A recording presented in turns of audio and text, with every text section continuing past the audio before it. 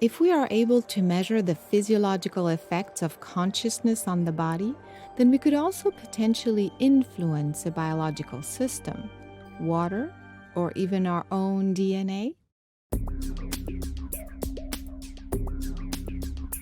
For the past 25 years, Dr. Glenn Ryan has pursued a career in DNA research, neuroscience, and quantum biology at prestigious institutions such as Harvard and Stanford medical schools. I thought that we should talk about pH because a lot of people understand that higher pH in water is better for health. And so I thought this experiment may be very useful. The body needs to be at a very central pH, around 7.2. And if it's too high or too low, we get into trouble. Can you explain how this instrument works? pH is a measure of the amount of hydrogen in the water. And there's a special probe that's sensitive to hydrogen, and then they convert it to electrical signal, and you get a number. On 5 separate occasions, I measured the pH over a course of an hour, and it doesn't change more than the very last segment. That's 1/100th of a unit, a pH unit. If you can change 1/10 of a unit, that would be a very profound change. So the idea is for me to affect the water and then either up or down, and then we will get an instant reading. We will see it in real time. I'll be right back. Okay, great. Let me see what I can do.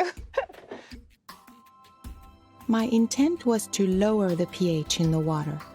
I visualized that my mind was connected to the hydrogen molecules in the water and getting them to multiply. More hydrogen molecules means a lower pH.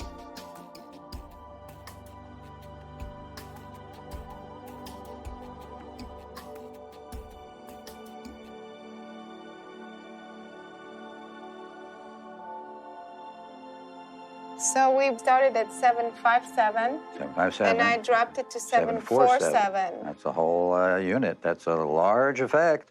The fact that you can change this particular parameter, the acid-alkaline balance in water, implies that you could change it in the body. The body has this amazing intelligence. It knows what it needs.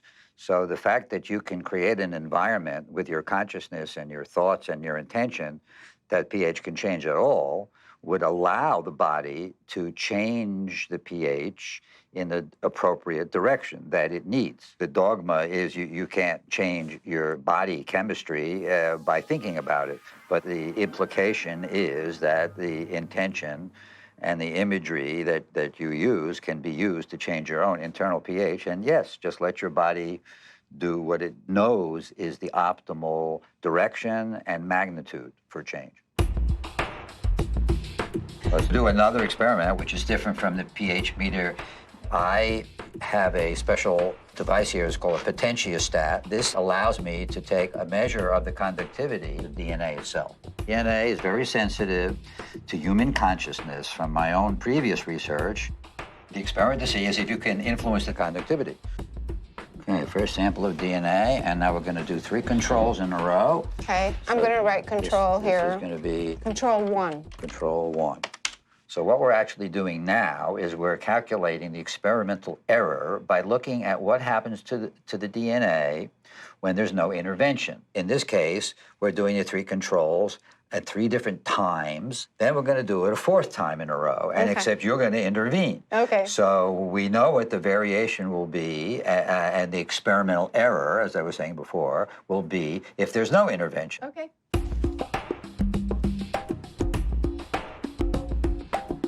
13.2. 13.2. That's the control. Control number 2 is 12.9. So 12.9. Okay. Control number 3. Yeah. 12.46. So the average is 12.9. 12.9 kiloohms. So if you now are able to, with your consciousness, resonate with this and either get it to go up or down, then we'll be able to measure it. My intent was to increase the electrical conductivity. So I visualized that my mind was producing an electrical current in the DNA at a very high speed. Okay, I think I did it. It felt like it responded very quickly. That's why I kind of stopped. Okay, so here is the magic number we're looking for, and it's way down to 6.5. Yeah, I felt like it responded very quickly, and it was, Wow. It's like I zapped it or something. So that's what I'm saying, Yeah. 6.5. Let's do it a couple of times. And this is the same sample. 6.5 kilo ohms. 50, right. Oh, And that's gosh. okay, so here's number 2, and this one's measuring at 6.37.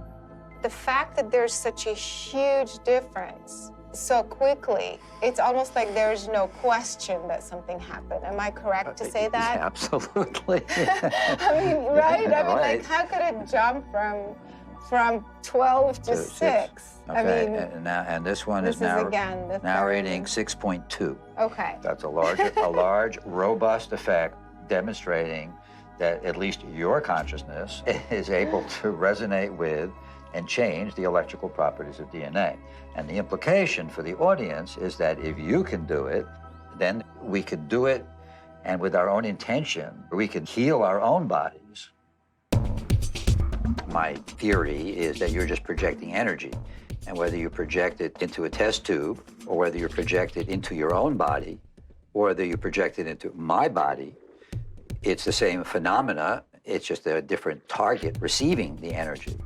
I've actually done comparisons using DNA with different machines.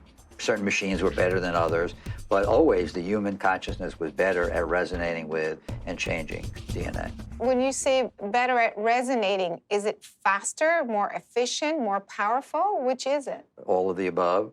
Faster for sure. From my own research, I can certainly say that an electromagnetic field can affect water and takes at least 12 hours to do the same effect that you did in 12 seconds. So if nothing else, human consciousness is much more efficient. It's empowering as humans to know that we can heal ourselves, that we don't have to rely on a drug and we don't have to rely on a machine. And that's considered legitimate science, the ability of the mind to influence the body. They've discovered that the more the DNA is capable of conducting electricity, the faster and stronger is its ability to self-heal. So we've just demonstrated that my intent or my consciousness literally changed the conductivity, therefore affected the molecular functioning of this biological system, the water or the DNA. Yes, you're changing the molecular level, but you're also changing the quantum level, which underlies everything. And then you change the atomic level, then you change the molecular level, and then you change the structural level. So it doesn't matter whether our physical bodies are made of physical matter or electromagnetic energy or quantum energy, because with consciousness, which underlies all of those fundamental energies, you can change them all because it is at the heart and source of all these qualities which make up the human body.